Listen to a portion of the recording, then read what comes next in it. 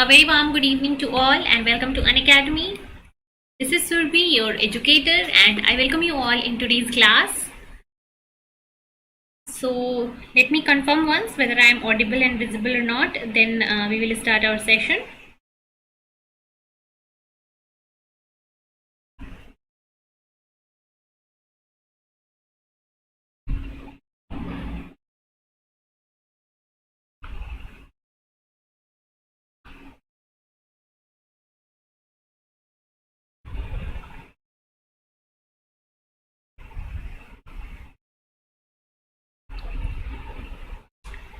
Let me confirm once.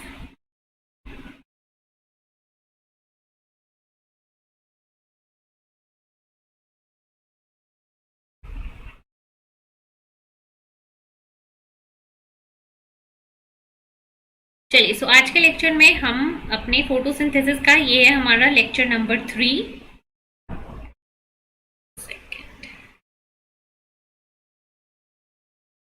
Okay, सो ये है photosynthesis का हमारा लेक्चर नंबर 3. ये कौन सा लेक्चर है? हमारा 3 लेक्चर नंबर है. फर्स्ट लेक्चर में हमने फोटोसिंथेसिस के बारे में इंट्रोडक्शन की बात करी थी.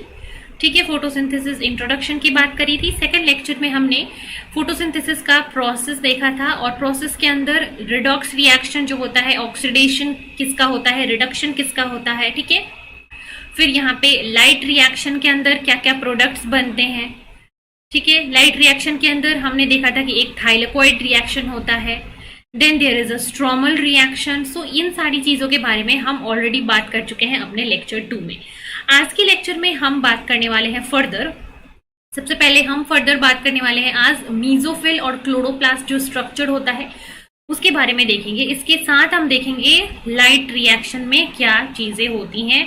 ठीक है, लाइट रिएक्शन के अंदर क्लोरोफिल जो है लाइट को अब्सॉर्ब करता है. There are photo systems, photo system 1, photo system 2, इन सब चीजों के बारे में हम आज की क्लास में बात करेंगे.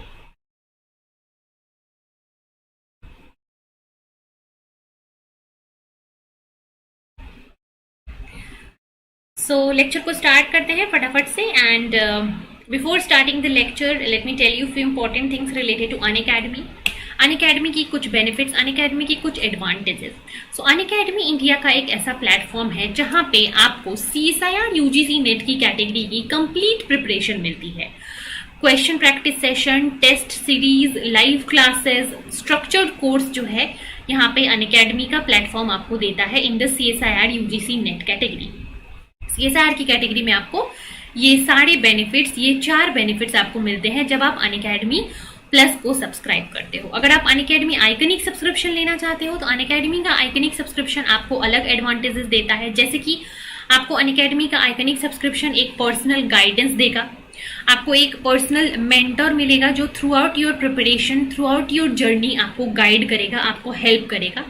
आपको यहाँ पे स्टडी प्लानर मिलता है, मतलब आपको कब कौन सा चैप्टर पढ़ना है, किस चैप्टर पे आपको ज्यादा फोकस करना है, किस चैप्टर को आप छोड़ सकते हो, इन सारी चीजों की जानकारी आपको स्टडी प्लानर के फॉर्म में मिलेगी जो कि आपके लिए पर्सनलाइज्ड होता है. स्टडी मटेरियल आपको यहाँ पे मिलता है जहाँ पे आपको प्रैक्टिस सेट्स मिलेंगे, नोट्स मिलेंगे आपके लिए स्पेशलाइज्ड. एक्सपर्ट गाइडलाइंस आपको यहाँ पे मिलता है, मतलब आपको जो एग्जाम एक्सपर्ट्स होते हैं वो आपके परफॉर्मेंस को एनालाइज करेंगे, आपके टेस्ट एनालिसिस करेंगे, आपके जो भी टेस्ट आप दोगे उसमें आपने कैसा परफॉर्म किया, किस किस टॉपिक में आपको आपकी वीकनेसेस हैं, कौन से टॉपिक्स, उन सारी चीजों को बताया जाएगा और आपको प्रिपेयर किया जाएगा ताकि you can crack your exam. So एक पूरा मेंटोरशिप, गाइडेंस, प्रॉपर सपोर्ट अगर आपको चाहिए तो उसके लिए आप आइकनिक सब्सक्रिप्शन के लिए जा सकते हो. अगर आपको अनअकैडमी से सिर्फ क्लासेस करनी है, प्रैक्टिस करना है, क्विजेस देने हैं, टेस्ट सीरीज देना है तो उसके लिए आप प्लस सब्सक्रिप्शन के लिए जा सकते हो. अनअकैडमी प्लस और आइकनिक के साथ एक और भी प्लेटफॉर्म, एक और भी चीज है यहाँ पे, एक और भी टाइप ऑफ क्लास है यहाँ पे, वो होती है अनअकैडमी की स्पेशल क्लास. सो अनअकैडमी के ऊपर ऐसा नहीं है कि आपको सिर्फ और सिर्फ पेड क्लासेस ही मिलती हैं, अनअकैडमी के ऊपर फ्री क्लासेस भी मिलती हैं और वो होती हैं अनअकैडमी की स्पेशल क्लास. अब अनअकैडमी की स्पेशल क्लास क्या होता है? तो अनअकैडमी की स्पेशल क्लास के अंदर आपको फ्री लाइव क्लासेस मिलती हैं. कैसे? इसके लिए आपको अनअकैडमी का लर्निंग ऐप इंस्टॉल कर लेना है प्ले स्टोर से. प्ले स्टोर पे जाके आपको डायरेक्ट सर्च करना है Unacademy learning app app download कर लो। इसके बाद आप यहाँ पे अपना गोल सेलेक्ट करोगे CSIR UGC नेट, और CSIR UGC नेट की कैटेगरी में आप यहाँ पे फ्री क्लासेस देख सकते हो। फ्री क्लासेस का ऑप्शन आपको यहाँ पे मिलेगा, यहाँ से फ्री क्लासेस देख सकते हो। और अगर आप प्लस के लिए इंटरेस्टेड हो या फिर आइकनिक सब्सक्रिप्शन के लिए इंटरेस्टेड हो तो फिर आप आइकनिक और प्लस सब्सक्रिप्शन यहाँ से ले सकते हो। और सब्सक्रिप्शन लेने टाइम ये ध्यान रखना है कि जो प्लान भी आप चूज करो, लेट्स से 24 मंथ्स, 12 मंथ्स और 6 मंथ्स, यहाँ पे आपको एक रेफरल कोड एंटर करना होता है और आप मेरा रेफरल कोड यूज कर सकते हो, दैट इज Surabhi01। इस कोड को यूज करके आपको मिलेगा 10% of on Unacademy plus subscription और अनअकैडमी आइकनिक सब्सक्रिप्शन। तो आप यहाँ से प्लस सब्सक्रिप्शन ले लो और पेमेंट कर दो। पेमेंट करने के बाद आप अनअकैडमी प्लस या आइकनिक से जुड़ जाओगे और इसके बाद आप 24/7 कभी भी अनअकैडमी प्लस की कोई भी क्लास देख सकते हो। अगर मान लो आप लाइव क्लास नहीं अटेंड कर पा रहे हो तो उस लाइव क्लास का रिकॉर्डेड वीडियो आपके लिए हमेशा 24/7 विद अनलिमिटेड एक्सेस अवेलेबल रहेगा। तो आप किसी भी वीडियो को कभी भी देख पाओगे विदाउट एनी प्रॉब्लम। जरूरी नहीं है कि जब क्लास चल रही हो तभी आप उस वीडियो को देख पाओ। अगर आप लाइव नहीं देख पा रहे हो तो आप उस क्लास की रिकॉर्ड वीडियो को भी देख सकते हो। तो ये एडवांटेज आपको अनअकैडमी देता है अपनी सब्सक्रिप्शन क्लासेस के ऊपर। इसके बाद अगर हम बताएं तो एक अभी अगर आप इंटरेस्टेड हो सब्सक्रिप्शन के लिए, तो अगर अभी right now from 8 to 15 of September अगर आप प्लस सब्सक्रिप्शन लेते हो तो यहाँ पे 12 मंथ के सब्सक्रिप्शन के साथ आपको 2 मंथ का एक्स्ट्रा सब्सक्रिप्शन जो है वो फ्री में मिलने वाला है। तो this is a mega offer for all those who are interested for plus subscription for 12 months. इसके साथ अगर जो बच्चे अभी दिसंबर के एग्जाम के लिए टारगेट कर रहे हो, तो दिसंबर के एग्जाम के लिए बेस्ट चीज क्या है कि दिसंबर के एग्जाम के लिए अभी आपके पास बचे हैं 3 महीने, 3 मंथ्स बचे हैं। इस 3 मंथ्स के अंदर आप अगर सब्सक्रिप्शन लेना चाहते हो तो ये सब्सक्रिप्शन भी आप ले सकते हो 3 मंथ्स वाला, ये बेस्ट होगा अभी के लिए। और इस सब्सक्रिप्शन के अंदर जो है प्लस सब्सक्रिप्शन में और आइकनिक सब्सक्रिप्शन दोनों के अंदर ही प्राइस हाइक अलर्ट आ चुका है CSIR की कैटेगरी में। सो प्राइसेस जो लिस्ट डाउन है अभी फिलहाल प्लस के लिए और आइकनिक के लिए 3 महीने के लिए, वो प्राइस बढ़ने वाला है जल्द ही। सो आप अगर लेना चाहते हो सब्सक्रिप्शन 3 महीने का, so just go and enrol yourself now, इससे पहले कि प्राइसेस बढ़ जाए।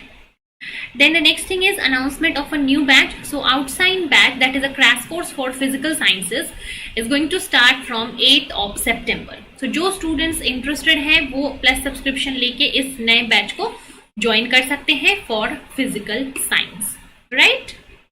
चलिए, so now let's start our lecture. Lecture start करते हैं। So let me go to the slide जहां पे हम कल बात कर रहे थे। तो ये सारी चीजों के बारे में हम कल बात कर चुके हैं, ठीक है। हम आज यहाँ से फर्दर अपनी क्लास को कंटिन्यू करेंगे। So what happened in yesterday's class, we have seen that chemical reaction जो है फोटोसिंथेसिस करवाता है। यहाँ पे क्या होता है, लाइट की रिक्वायरमेंट होती है। लाइट जो है वो फॉरबिडन एनर्जी बैरियर जो है उसको क्रॉस करने में हेल्प करता है, जिसके बाद कार्बन जो है यहाँ पे रिड्यूस हो जाता है और वाटर यहाँ पे ऑक्सीडाइज होकर कार्बोहाइड्रेट और ऑक्सीजन बना देता है। So this we have already discussed in yesterday's class. जिसको इससे पहले की चीजें पढ़नी है वो कल की लेक्चर जाकर देख ले। Next is light drives the reduction of NADP and formation of ATP. So the overall process of photosynthesis is a redox chemical reaction in which electrons are removed from one chemical species, thereby oxidizing it. So photosynthesis के time पे क्या होता है, जो CO2 plus H2O होता है, H2O से H plus को और इलेक्ट्रॉन को क्या किया जाता है, निकाल दिया जाता है और इसको कन्वर्ट किया जाता है ऑक्सीजन में।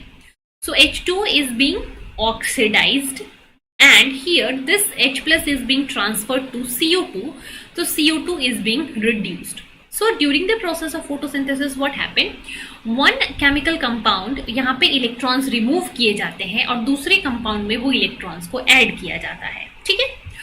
तो इस प्रोसेस को करने को ही हम क्या बोलते हैं, फोटोसिंथेसिस बोलते हैं। और इस प्रोसेस को करने की कैपेबिलिटी किसके पास होती है, क्लोरोफिल की। सो ये देखा गया कि अगर एक आइसोलेटेड क्लोरोफिल को, जहां पे प्लांट का कोई और पार्ट नहीं है, सिर्फ क्लोरोफिल है, उसको अगर आप क्या करो, रखो तो उसमें ये देखा गया कि this chlorophyll has some pigment, have certain molecules that has a tendency to reduce iron salts into like Fe+3 into Fe+2 and oxidized H2O into oxygen.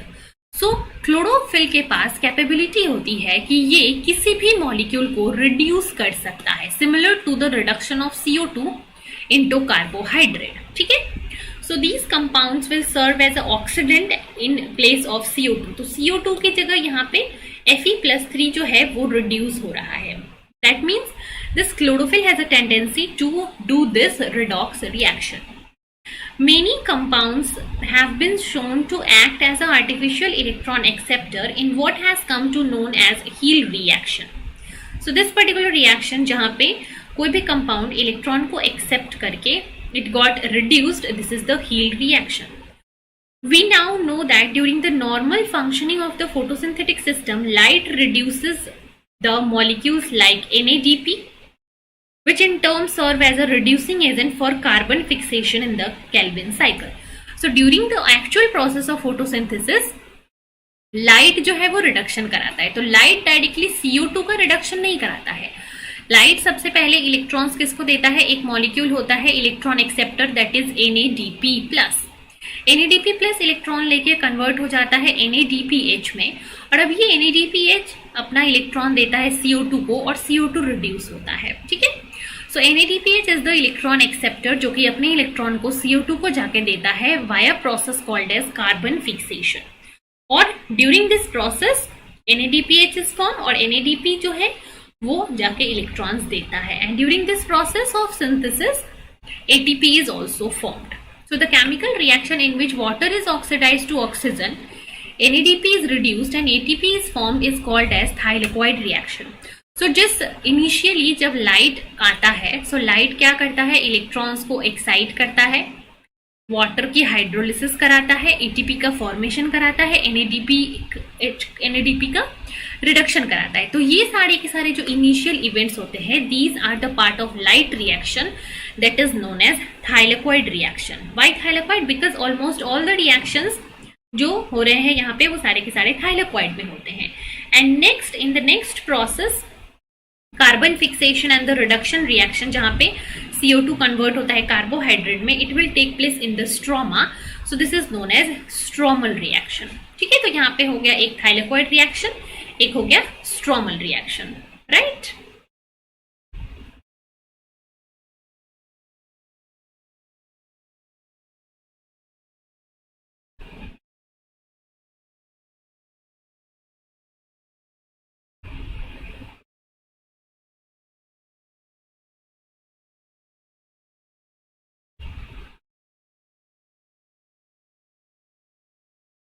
Is it clear?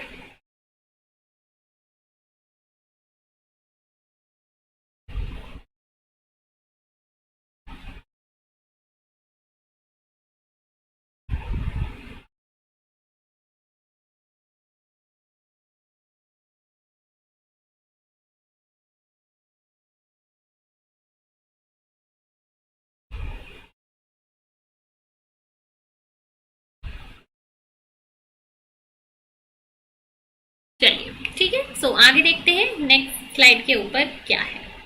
तो next is a very important concept of red drop, far red drop and red drop. ठीक है, तो इस concept को देखते हैं. सो what happened? By the late 1950s, several experiments were puzzling the scientists who studied the photosynthesis.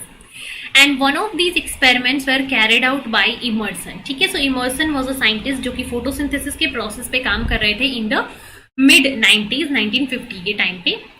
And he measured the quantum yield of photosynthesis. So quantum yield we have already discussed कि quantum yield क्या होता है. ठीक है, quantum yield क्या होता है? It is the efficiency. Photosynthesis process की कितनी एफिशिएंसी है उसको हम क्वांटम यील्ड में मेजर करते हैं. So Emerson has find out that the quantum yield of photosynthesis, it is being measured as a function of wavelength and this effect is known as red drop. तो ये देखा immersion ने कि photosynthesis की जो quantum yield है photosynthesis की quantum yield basically किस चीज के ऊपर डिपेंड करती है? बेसिकली डिपेंड करती है वेवलेंथ के ऊपर। सो क्वांटम यील्ड और वेवलेंथ के बीच में एक रिलेशनशिप है और उस रिलेशनशिप को, उस इफेक्ट को नाम दिया गया रेड ड्रॉप। इसका मतलब ये है that if the quantum yield is measured for the wavelength at which chlorophyll absorbs the light, the values found throughout most of the range is fairly constant। ठीक है, सो क्वांटम यील्ड जो है वो wavelength के ऊपर डिपेंडेंट होता है and quantum yield अगर मेजर करा गया for wavelength eight which chlorophyll absorb the light, then value is mostly found to be constant, indicating that any photon that is absorbed by a chlorophyll or a pigment is as effective as any other photon that drives the photosynthesis। मतलब एक बार अगर किसी photon को chlorophyll ने absorb कर लिया या फिर एनी फोटोन को एब्जॉर्ब कर लिया किसी भी पिगमेंट ने, it is effective to drive the process of photosynthesis. ठीक है, सो अगर आप यहाँ पे इस ग्राफ को देखोगे, so in the y-axis this is the quantum yield of photosynthesis and this is the wavelength। so when you see the quantum yield of photosynthesis, so it is nearly constant, yeah, it is nearly constant from a region of 400 nanometer to this is approximately 680 nanometer, but after 680 nanometer there is a certain drop in the quantum yield। यहाँ पे क्या हो गया? Sudden drop हो गया quantum yield में। So from 400 to 680 range there is a constant quantum yield. तो यही वो यहाँ पे बोल रहा है that the for most of the range of wavelength it is fairly constant. ठीक है, तो quantum yield is fairly constant, but यहाँ पे एक स्लाइट डिक्रीज आता है at approximately 580 nanometre. So this is due to some lower efficiency of accessory pigments, not due to the lower wavelength. ठीक है, इसको मैं यहाँ पे बाद में समझा रही हूँ। तो यहाँ देखो, क्वांटम यील्ड जो है वो डायरेक्टली और वो क्या है, वो डिपेंडेंट है आपके वेवलेंथ के ऊपर। So from 400 to 680 nanometre, from 400 to 680 nanometre आपका जो क्वांटम यील्ड है वो एक कांस्टेंट वैल्यू पे रह रहा है, but the yield drops dramatically in the far red region of chlorophyll absorption greater than 680। तो जब लाइट जो है वो फार रेड रीजन के बियॉन्ड चला जाता है, मतलब 680 से बाहर चला जाता है, तो क्वांटम यील्ड के अंदर सडन ड्रॉप हो जाता है। ठीक है, this will induce a sudden drop in the quantum yield, so this is known as red drop effect। So the quantum yield of photosynthesis falls off drastically in the far red region of wavelength greater than 680 nanometer, indicating that this far red light alone is insufficient in driving photosynthesis। So 400 से लेके 680 तक के light के पास वो ability है कि वो photosynthesis को क्या कर सकता है, इंड्यूस कर सकता है, बट 680 के नैनोमीटर के लाइट में वो टेंडेंसी नहीं होती है कि वो फोटोसिंथेसिस को इंड्यूस कर पाए। ठीक है, so this is the concept of red drop. मतलब जब लाइट की वेवलेंथ फार रेड रीजन में चली जाती है, रेड से beyond, so this far red region will not drive the process of photosynthesis. यहाँ पे फोटोसिंथेसिस क्या हो जाता है, रुक जाता है, क्वांटम यील्ड यहाँ पे सडन ड्रॉप कर जाता है, and this phenomena is known as red drop effect. Right, is this clear? Everyone, is this clear? Let me know in the comment।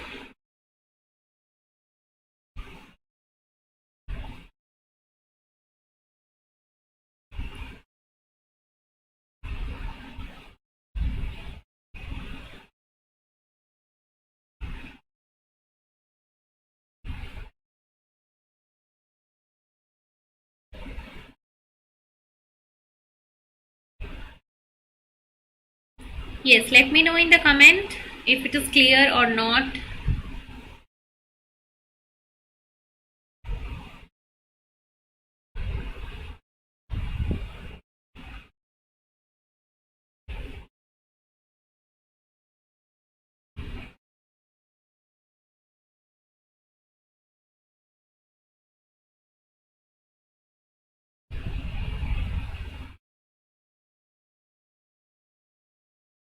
फटाफट से बता दो।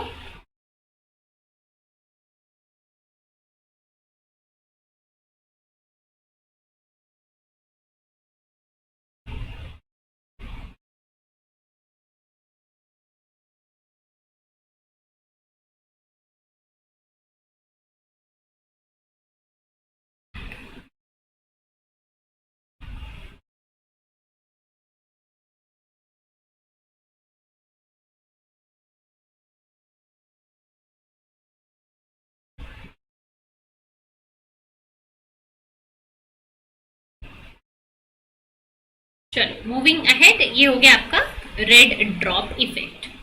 नेक्स्ट इज, ठीक है, तो ये कौन सा एक्सपेरिमेंट था? एक्सपेरिमेंट के बेसिस पे याद रखना ये था आपका इमर्सन का एक्सपेरिमेंट। ठीक है, this is the Emerson's experiment. Emerson's experiment में आपको क्या पता चला था? इमर्सन एक्सपेरिमेंट ने रेड ड्रॉप का कॉन्सेप्ट बताया था। ठीक है, रेड ड्रॉप का कॉन्सेप्ट क्या होता है? You have to keep it in mind कि रेड ड्रॉप आपको ये बताता है कि रेड ड्रॉप ये कहता है that within a narrow range of wavelength from 400 to 680 nanometre, जो आपका फोटोसिंथेसिस का प्रोसेस है वो क्या होता है? वो एक कांस्टेंट क्वांटम यील्ड पे रहता है। बट बियॉन्ड 680 नैनोमीटर, जब फार रेड लाइट में हम जाते हैं तो वहां पे क्वांटम यील्ड जो है वो सडन ड्रॉप कर जाता है। ठीक है, and this is known as red drop effect. So this is Emerson's experiment.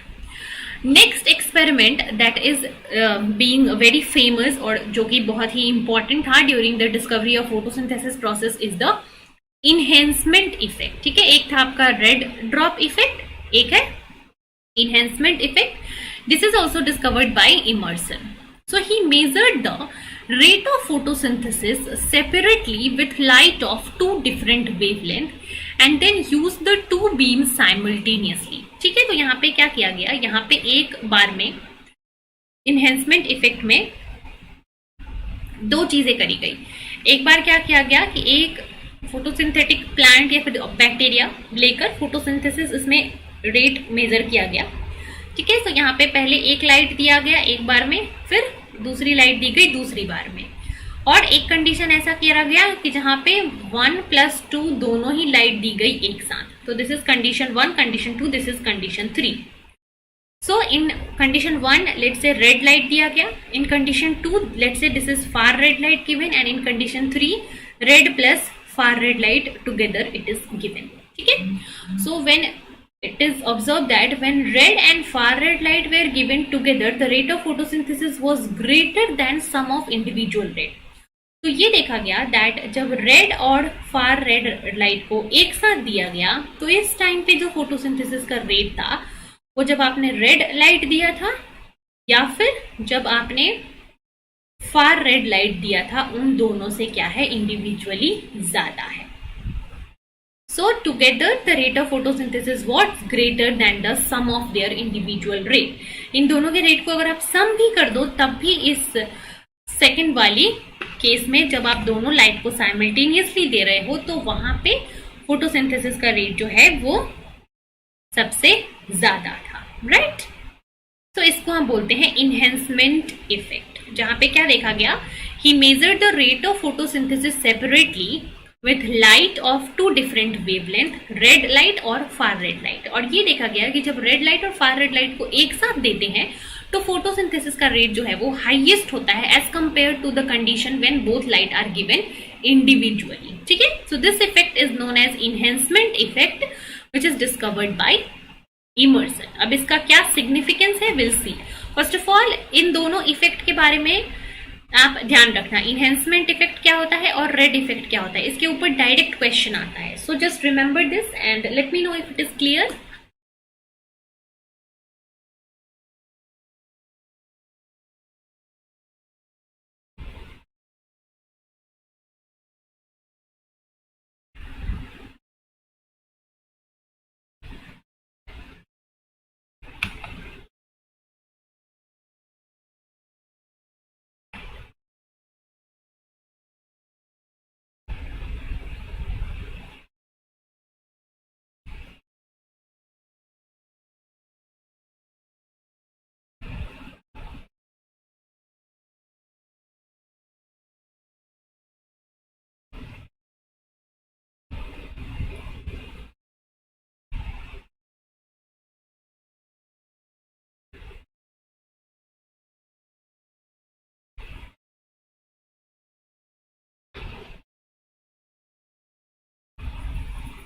ठीक है।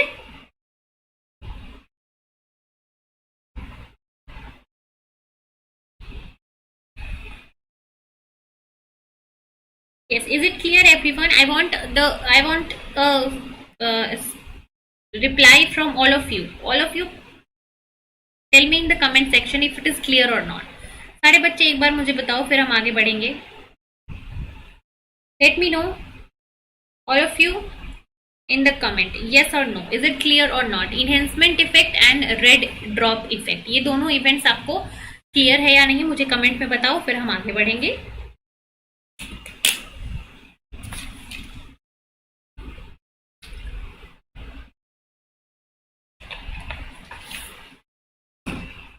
ये बताओ क्लियर है, उसके बाद मैं अगले स्लाइड पे बढ़ूंगी.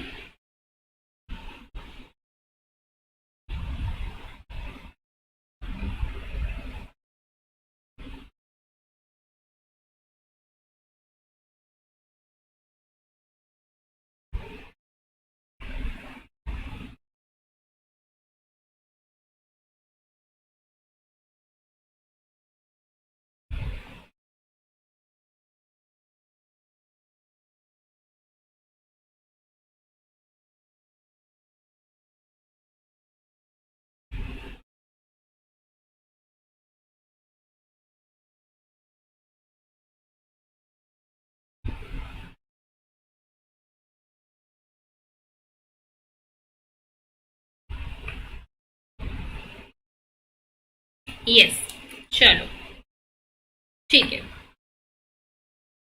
So these observations eventually led to the discovery of two photochemical complexes now known as photosystem 1 and photosystem 2 that operate in series to carry out the process of photosynthesis.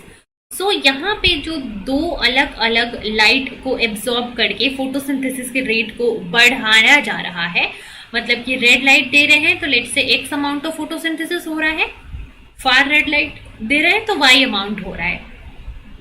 जब red और far red दोनों दे रहे हैं तो जो rate है वो x plus Y से ज्यादा है. सो इस रेड लाइट को एब्जॉर्ब करने के लिए एक फोटो सिस्टम है, फार रेड को एब्जॉर्ब करने के लिए दूसरा फोटो सिस्टम है, और दोनों साथ में मिलके एक दूसरे की मदद से फोटोसिंथेसिस को करते हैं. ये चीज इस एनहेंसमेंट एक्सपेरिमेंट और एनहेंसमेंट इफेक्ट के बाद डिस्कवर हुई. So these two complexes are known as two photochemical complexes, PS1 and PS2, photosystem 1 and photosystem 2. So photosystem 1, PS1 preferentially absorb far red light of wavelength greater than 680 nanometer, and photosystem 2 preferentially absorbs red light of 680 nanometer.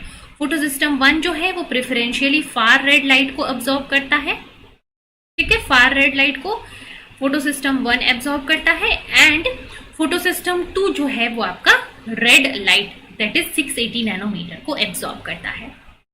ठीक है, this wavelength dependence explains the enhancement effect and the red drop effect. ठीक है, मतलब कि जब आप 680 nanometre की light दे रहे हो तो 680 नैनोमीटर की लाइट पे आपका क्या होता है, 680 नैनोमीटर पे रेड लाइट जो है एब्जॉर्ब करके फोटोसिस्टम 2 काम करता है, एंड फोटोसिस्टम 2 जो है वो फिर फोटोसिस्टम 1 को इनहेंस करता है. दोनों एक दूसरे के डिपेंडेंस में काम करते हैं, and this is the enhancement effect. So this is one difference between photosystem 1 and 2. Photosystem 1 जो है वो फार रेड लाइट को एब्जॉर्ब करता है, फोटोसिस्टम 2 जो है वो रेड लाइट को एब्जॉर्ब करता है. इसके अलावा एक और भी डिफरेंस है यहाँ पे, that is photosystem 1 is a reductant. ठीक है, ये क्या है, it is a reducing agent. Photosystem 1 जो है वो रिड्यूसिंग एजेंट की तरह काम करता है. अब देखो, रिड्यूसिंग एजेंट का काम क्या होता है कि वो क्या करेंगे, किसी मॉलिक्यूल को रिड्यूस करेंगे. So this photosystem 1 is responsible for the reduction of NADP plus into NADPH. ठीक है, NADP का NADPH में जो रिडक्शन होता है during light reaction, this is being accompanied by the photosystem 1 जो कि फार रेड लाइट को एब्जॉर्ब करता है. So it is a reductant. Photosystem 2 is a strong oxidant that is capable of oxidising water. ठीक है, सो वाटर का breakdown into oxygen and H plus. This is being catalyzed by photosystem 2 जो कि 680 nanometre की light को absorb करता है।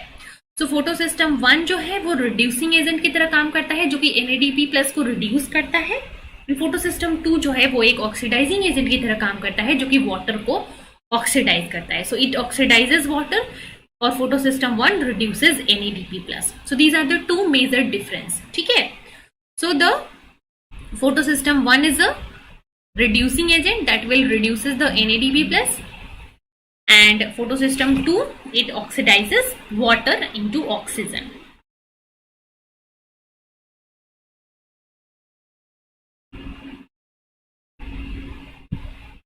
ठीक है,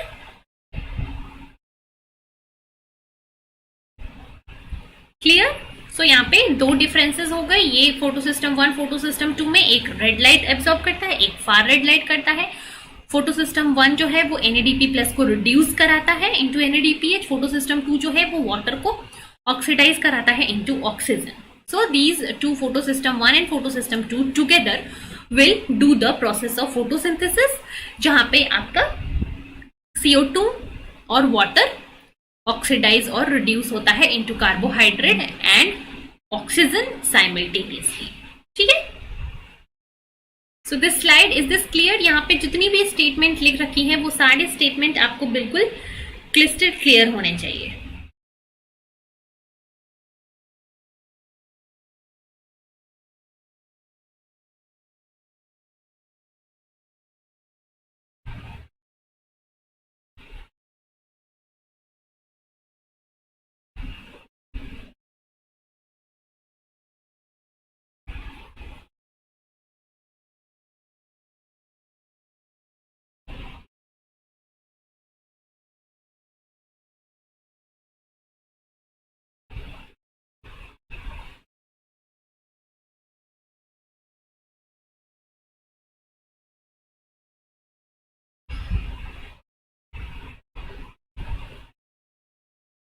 so this is photosystem 1 and photosystem 2। Next बात करेंगे पूरे के पूरे इस रिएक्शन में क्या होता है। So this figure it represents the Z scheme of photosynthesis. So Z scheme of photosynthesis जहां पे क्या होता है, फोटोसिस्टम 1 और फोटोसिस्टम 2 जो है वो दोनों मिलके, फोटोसिस्टम 1 एंड फोटोसिस्टम 2 दोनों मिलके क्या करते हैं, आपके फोटोसिंथेसिस के प्रोसेस को गढ़ाते हैं। ठीक है, अभी देखो यहाँ पे क्या क्या चीजें होती है, ध्यान से समझेंगे एक एक स्टेप को। So first of all red light is absorbed bye photosystem 2। सो जब तक फोटोसिस्टम 2 नहीं रहेगा, यहाँ पे फोटोसिंथेसिस की स्टार्टिंग नहीं होती है। सो फोटोसिस्टम 2 जो है that will absorb the light of 680 nanometre, तो इसको हम बोलते हैं P680। ठीक है, so P680 will absorb the light in the red region, और रेड लाइट को ये एब्जॉर्ब करेगा। ठीक है, एब्जॉर्प्शन यहाँ पे कैसे होती है, so there are accessory pigments. Accessory pigments फिर एंटीना मॉलिक्यूल्स होते हैं जो कि लाइट को रिएक्शन सेंटर में पास करते हैं, ये मैं आपको आगे बताऊंगी। बट बेसिकली यहाँ पे ये समझो कि लाइट को क्लोरोफिल एब्जॉर्ब कर रहा है। ठीक है, क्लोरोफिल ने यहाँ पे जो 680 नैनोमीटर की लाइट है, रेड लाइट, उसको क्लोरोफिल ने एब्जॉर्ब किया और वो रिएक्शन सेंटर के पास भेज दिया। अब रिएक्शन सेंटर क्या हो जाएगा, एक्साइट होगा। ठीक है, so red light is absorbed by photosystem 1 that produces a strong oxidant and a weak reductant। तो यहाँ पे क्या होगा, ये P680 जो है, this P680 it will absorb the light and this P680 it get excited, और P680 क्या होता है, it is a strong oxidizing agent जो कि H2O को ऑक्सीडाइज करवाएगा into oxygen, H plus and electrons। Now ये H2O के हाइड्रोलिसिस से जो इलेक्ट्रॉन्स रिलीज होते हैं, it will be then passed on to several electron transport chain complexes. ठीक है, सो ये P680 यहाँ पे एक्साइट हो गया और ये इलेक्ट्रॉन को फर्दर पास करेगा to the electron transport chain complexes of the thylakoid membrane. ये इलेक्ट्रॉन ट्रांसपोर्ट चेन में जो भी चीजें होती हैं ये हम आगे पढ़ेंगे। सो यहाँ पे क्या हुआ, इलेक्ट्रॉन ट्रांसपोर्ट चेन के अंदर इन इलेक्ट्रॉन्स को दे दिया गया। अब ये electrons from one transporter to another transporter to another transporter जाते जाते ultimately they will reach to the next photosystem. So photosystem 1 will get activated in the presence of far red light. Far red light जो है it is absorbed by photosystem 1 and it produces a weak oxidant and strong reductant. So the strong reductant here or the strong reducing agent here, this P700, it will now reduce NADP plus into NADPH.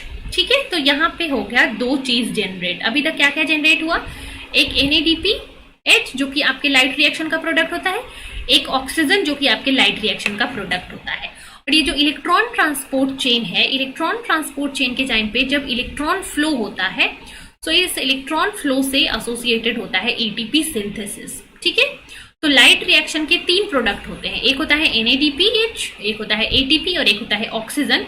और ये तीनों चीजें आपकी इस electron flow और इस Z scheme of photosynthesis में बन गई. So this Z scheme of photosynthesis is responsible for the synthesis of NADPH, ATP and oxygen. यहाँ पे तीन चीजें बन गई जेड स्कीम ऑफ फोटोसिंथेसिस में. So this scheme of photosynthesis is known as Z scheme or zigzag scheme, and it is the basis for the understanding of oxygen evolving oxygenic photosynthetic mechanism. तो ये जो Z scheme mechanism है ये हमेशा कब होगा, aerobic organism के अंदर होगा, बिकॉज यहाँ पे ऑक्सीजन इवॉल्व हो रहा है. It accounts for the operation of two physically and chemically distinct photosystem 1 and 2 association together to initiate the electron transfer, to initiate the formation of NADPH and ATP. So ये Z scheme जो है photosynthesis का, ये आपको तीन product देता है. ठीक है, पहली चीज तो ये एरोबिक कंडीशन के अंदर Z स्कीम आपको देखने को मिलेगी, जहां पे ऑक्सीजन बनेगा, ATP बनेगा और NADPH बनेगा. अब ये NADPH जो है ये फर्दर आपका जाता है इनटू केल्विन साइकिल और फिर होता है आपका कार्बन फिक्सेशन. ठीक है, that is a part of dark reaction. So यहां तक हो गया आपका लाइट रिएक्शन का part, that is a Z scheme, and Z scheme will involve both photosystem 1 and 2. ठीक है, सो ये स्लाइड जो है पूरा देखो, समझो इसको एक बार और बताओ मुझे क्लियर है या नहीं.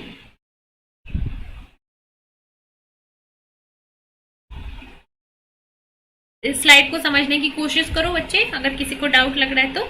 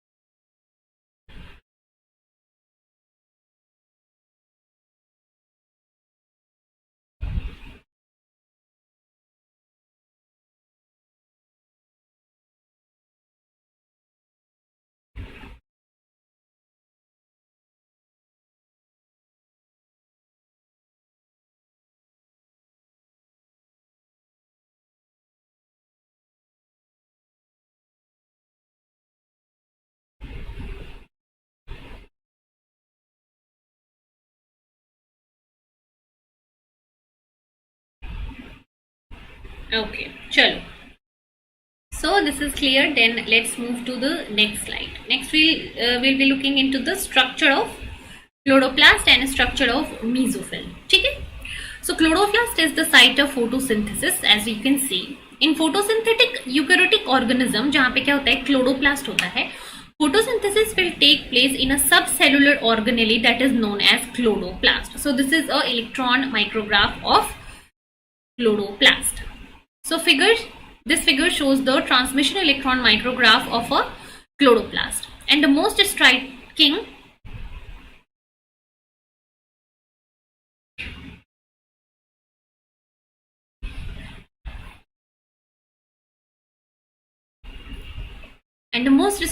aspect of the structure of chloroplast is the extensive system of internal membranes that is known as thylakoid. So इस क्लोरोप्लास्ट के स्ट्रक्चर के अंदर कुछ extensive system of internal network होता है, जैसे कि ये सारे जो स्ट्रक्चर्स आपको दिख रहे हैं इंटरनल नेटवर्क्स, ठीक है. These internal networks are known as thylakoids. So all the chloroplast is contained within this membrane system which is the site of light reaction of photosynthesis. और इस थाइलेकोइड के अंदर यहाँ पे इसके अंदर there are chlorophylls. So all the chlorophylls are present within this membrane system, within this thylakoid, and यहाँ पे photosynthesis का light reaction होता है, ठीक है. And the carbon reduction reaction that is catalyzed by the enzymes in the Calvin cycle, it will take place in the stroma, the region of the chloroplast that is outside the thylakoid. So ये सारा reason है, ये हो गया thylakoid जहाँ पे chlorophyll होगा, जहाँ पे लाइट रिएक्शन होगा, ठीक है. बाकी जो डॉट डॉट में दे रही हूँ यहाँ पे, ये जो डॉट डॉट रीजन्स हैं, जो लाइट रीजन्स हैं, दीज आर द स्ट्रोमा, जहाँ पे वाटर सॉल्युबल एंजाइम्स होते हैं, जहाँ पे आपका जो है कार्बन फिक्सेशन का प्रोसीजर होता है.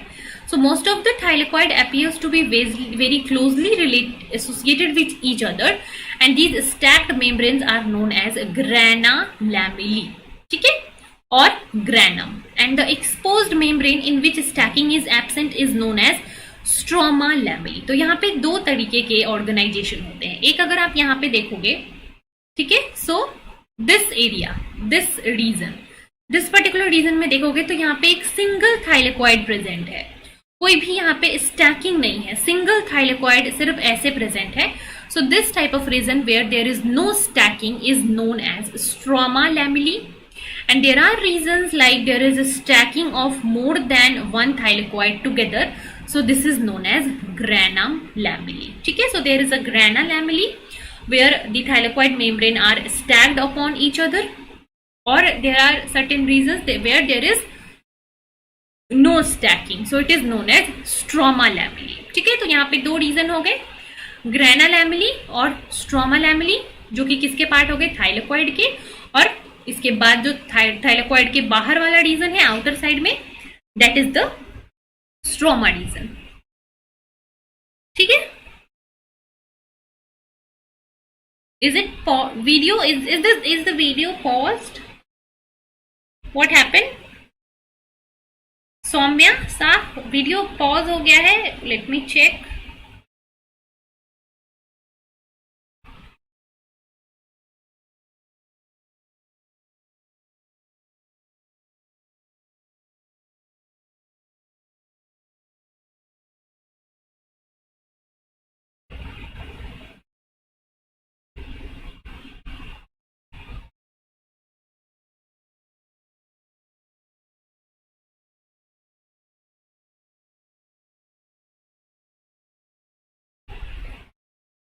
I think video is fine. Video is live.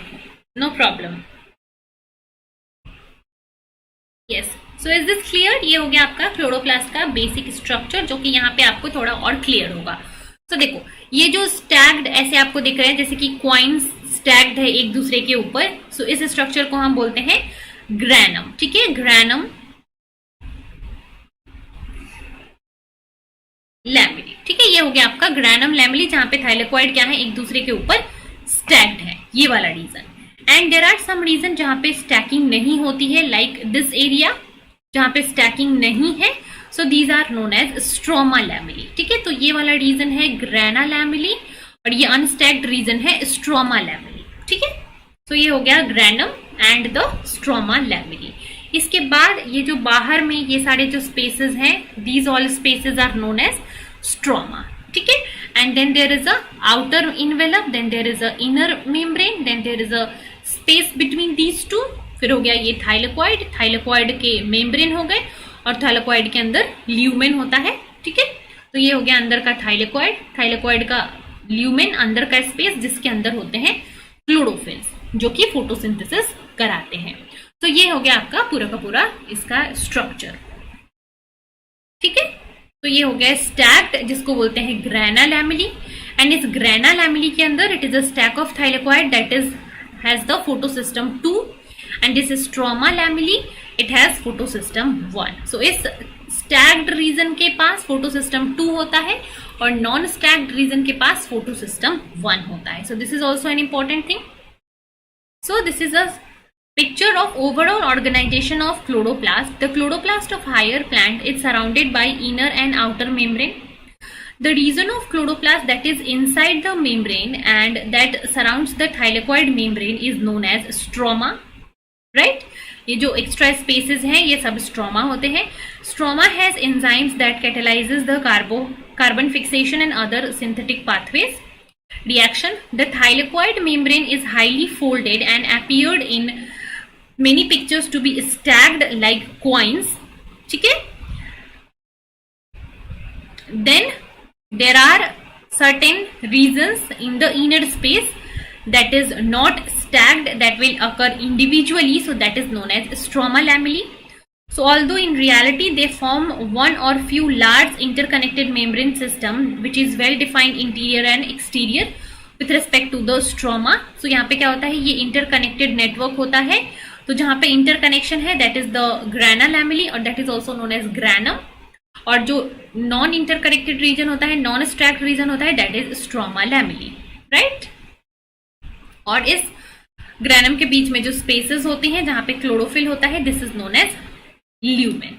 So this is the structure of your mesophyll, और मीजोफिल के अंदर होता है क्लोरोप्लास्ट। तो ये है आपके क्लोरोप्लास्ट ऑर्गेनेल का स्ट्रक्चर। तो chloroplast DNA also contain its own DNA and RNA and ribosome. So दो ऑर्गेनेल अपना खुद का डीएनए रखते हैं और राइबोसोम रखते हैं। कौन कौन से? एक होता है माइटोकॉन्ड्रिया और एक होता है क्लोरोप्लास्ट। माइटोकॉन्ड्रिया आपके प्लांट सेल, एनिमल सेल में दोनों में होते हैं, बट क्लोरोप्लास्ट सिर्फ प्लांट सेल में होगा आपके। And many of the chloroplast proteins are produced by the transcription and translation of the chloroplast genome itself, whereas some others are expressed by nuclear DNA synthesized in the cytoplasm and then they are important in the chloroplast. तो ऐसा जरूरी नहीं है कि इस chloroplast के अंदर, stroma के अंदर या फिर ल्यूमेन के अंदर जो भी प्रोटीन्स हैं, जो भी एंजाइम्स है, वो सारे के सारे आपके क्लोरोप्लास्ट में ही बनते हैं, ऐसा जरूरी नहीं है। क्लोरोप्लास्ट के पास उसका खुद का जीनोम होता है, लेकिन बहुत सारे प्रोटीन्स क्लोरोप्लास्ट के खुद के जीनोम से भी बनते हैं, but apart from that there are other proteins also जो कि न्यूक्लियर डीएनए से ट्रांसलेट होता है और फर्दर ट्रांसपोर्ट किया जाता है in the chloroplast. So this is about the chloroplast structure. Is this clear everyone?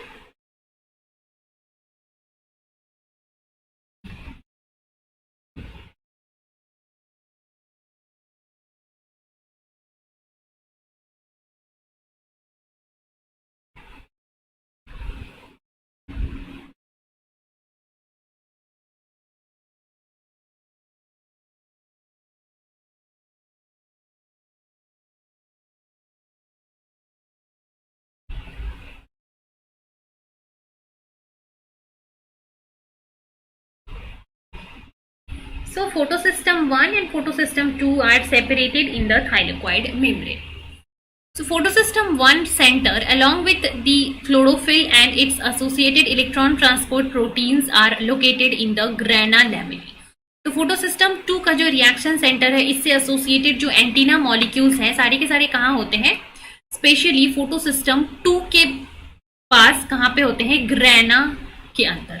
जो ग्रैनम होता है, जो कि स्टैग्ड थाइलेकॉइड रीजन होता है, वहां पे फोटोसिस्टम 2 होता है।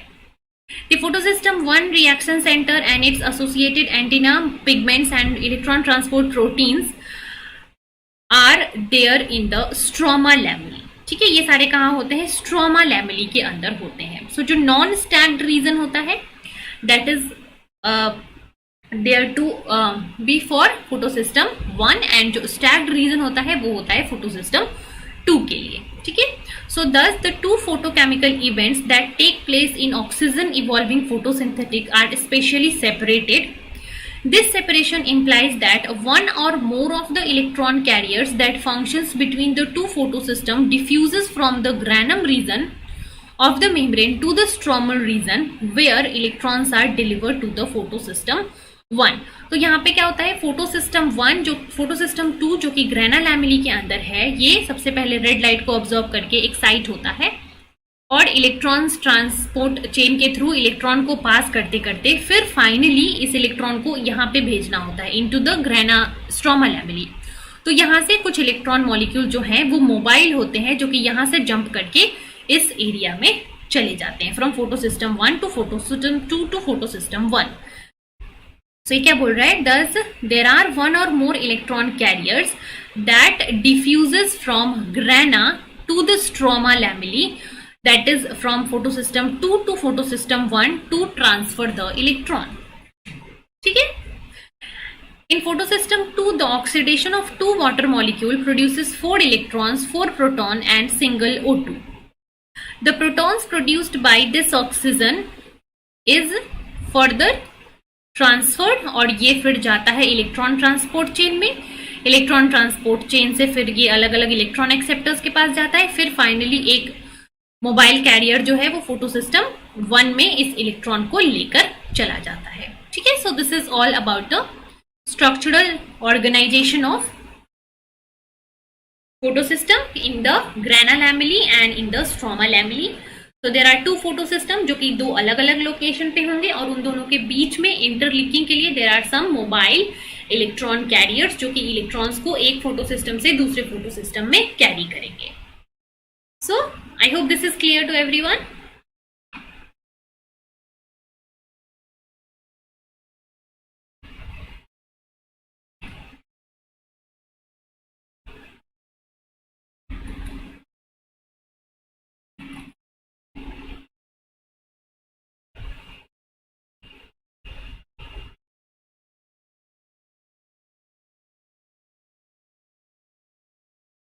चलो, सो आज के लेक्चर के लिए हम इतना ही रखेंगे.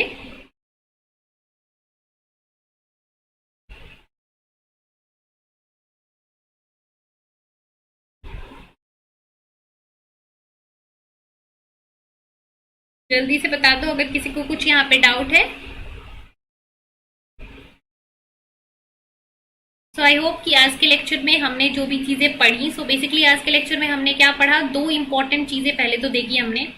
दो इंपॉर्टेंट एक्सपेरिमेंट देखा. एक देखा था रेड ड्रॉप इफेक्ट, ठीक है, एक रेड ड्रॉप इफेक्ट देखा और एक देखा था हमने enhancement effect.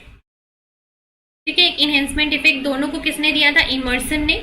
Red drop effect और इनहेंसमेंट इफेक्ट के डिस्कवरी के बाद ये पता चला कि फोटोसिंथेसिस में दो फोटोसिस्टम होते हैं, फोटोसिस्टम 1 एंड फोटोसिस्टम 2, जो कि एक साथ मिलके फोटोसिंथेसिस को कराते हैं. ठीक है, उसके बाद हमने इन दोनों चीजों को देखने के बाद हमने क्लोरोप्लास्ट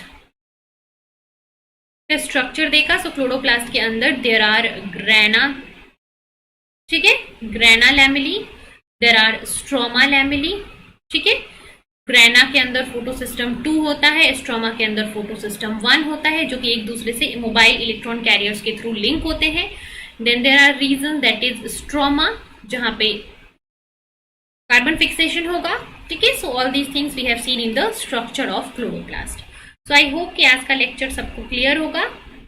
अगर किसी को कुछ डाउट रह जाता है आज के लेक्चर में at the end, so you can ask your doubt in the comment section. इस वीडियो के कमेंट में अपना डाउट लिख देना. और अगर वीडियो अच्छा लगा तो फटाफट से लाइक कर दो. ठीक है, विदाउट लाइक किए वीडियो को नहीं जाना है. लाइक कर दो फटाफट से, वीडियो को शेयर कर दो अपने फ्रेंड्स के साथ, अपने ग्रुप में, अपने दोस्तों को, जहां भी आप शेयर कर सकते हो वीडियो को शेयर कर दो, ताकि ज्यादा से ज्यादा लोगों तक ये वीडियोस पहुंच सके. सो कल मिलते हैं हम अपने नेक्स्ट लेक्चर में. And a very important announcement, अगर आप मेरी क्लास अटेंड करना चाहते हो अनअकैडमी के ऊपर, तो अनअकैडमी के ऊपर आप मेरी स्पेशल क्लास अटेंड कर सकते हो। कल मैं आपके लिए स्पेशल सेशंस लाई हूँ, एक मॉर्निंग में 8:15 AM से और एक इवनिंग में 8:15 PM से। कल हमारे 2 सेशंस होंगे जहाँ पे हम डिफरेंट यूनिट से क्वेश्चन प्रैक्टिस सेशन करने वाले हैं CSIR नेट से related. So I will see you guys in that special class lecture। ठीक है, special class lecture on Unacademy learning app. आप मेरी प्रोफाइल सर्च कर लेना अनअकैडमी के ऊपर और मेरी स्पेशल क्लासेस आपको वहां पे मिल जाएंगी। अनअकैडमी लर्निंग ऐप में आपको फ्री लाइव क्लासेस में जाना है और वहां पे आप मेरी क्लास देख सकते हो from 8:15 PM and from 8:15 AM Unacademy की लर्निंग ऐप पे। ठीक है, नेक्स्ट क्लास हमारी 10 बजे होगी बच्चे, कल 10 बजे 10 PM पे नेक्स्ट क्लास होगी हमारी। डेली हमारी क्लास जो होती है लाइव वो रात को 10 बजे होती है। डेली लाइव क्लास हमारी 10 बजे होती है on this channel Unacademy CSIR life sciences, right. So that's all for today's class. Thank you so much and take care.